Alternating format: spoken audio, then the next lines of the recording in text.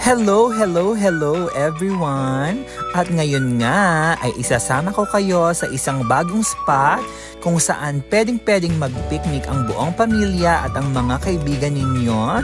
Dito lamang yan sa Highlands Malamig. Talaga namang napakaganda ng view lalo na sa oras ng hapon dahil malamig ang simoy ng hangin, presko at tahimik.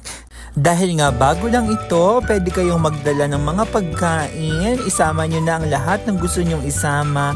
Dahil napakasayang mag-picnic dito, may mga aw pa, kita nyo naman.